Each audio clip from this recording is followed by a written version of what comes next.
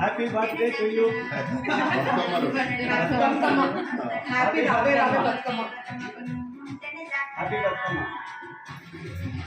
ఇప్పుడు ఎల్లుండి మీ స్కూల్లో ఏదే పెట్టాలి చెప్తున్నా. ఎల్లుండి స్కూల్లో బతుకమ్మ పాట ఉందా?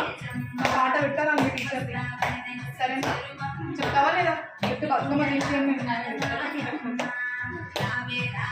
చెప్తావు మీ టీచర్కి.